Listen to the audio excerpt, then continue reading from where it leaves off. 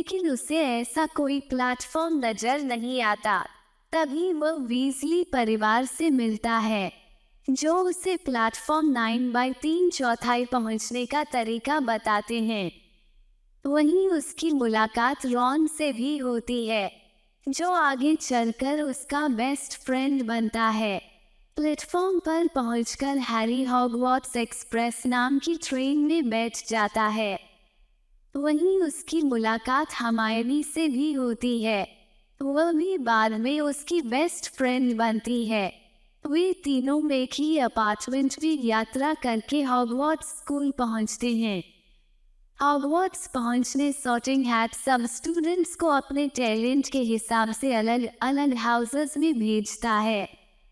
School में 4 houses थे, Gryffindor, हफलपफ, रेवेनक्लॉ और स्लिदरन।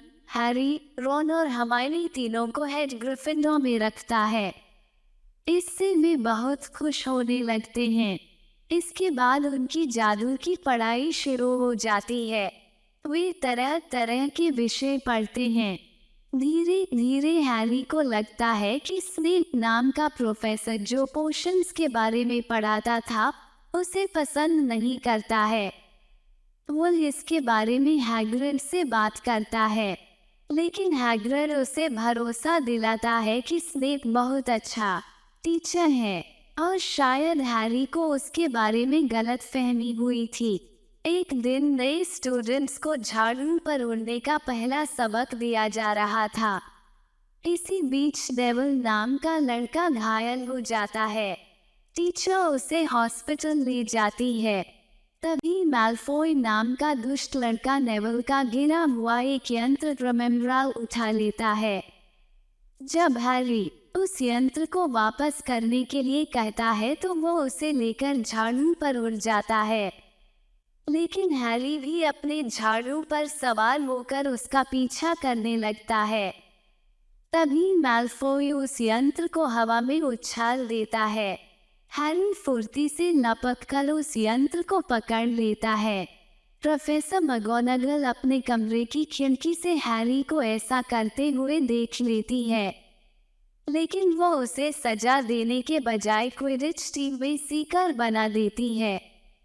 एक दिन हैरी, रॉन और हरमायनी भटक कर कैसल के एक विचित्र कमरे में पहुंचते हैं, लेकिन वहां देखते हैं कि 3 सिरों वाला एक भयानक कुत्ता फर्श पर लगे ट्रैपडोर की रक्षा कर रहा था। वो उन पर टूट पड़ता है और वे तीनों जान बचाकर वहां से भागते हैं। एक रात कैसल में कोई एक ट्रोल छोड़ देता है। इससे सभी स्टूडेंट्स में खलबली मच जाती है। टीचर्स सभी स्टूडेंट्स को उनकी डॉर्मेट्रीज में ले जाते हैं, लेकिन हैरी और रॉन देखते हैं कि हरमायनी वॉशरूम गई थी। वे वहां पहुंचते हैं। ट्रोल ने हरमायनी पर हमला कर दिया था। वे दोनों मिलकर उसे बेहोश कर देते हैं। हरमायनी उन दोनों को सजा से बचाने के लिए झूठ बोलती है कि यह सब उसकी गलती से हुआ है। एक दिन क्विडिच का मैच चल रहा था। तभी अचानक से हैरी का झाड़ू हवा में तेजी से हिचकोले खाने लगता है। हरमायनी देखती है कि स्नेप कोई मंत्र बड़बड़ा रहा था। उसे लगता है कि स्नेप ने हैरी के झाड़ू पर कोई जादू कर दिया है। वह चुपके से स्नेप के कपड़ों में आग लगा देती है।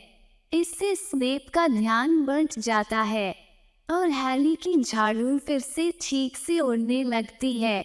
वह स्विच को पकड़ लेता है और ग्रिफिंडोर की टीम उस दिन का मैच जीत जाती है।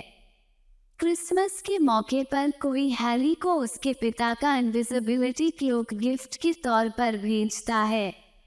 इसे पहनकर वह अदृश्य हो सकता था।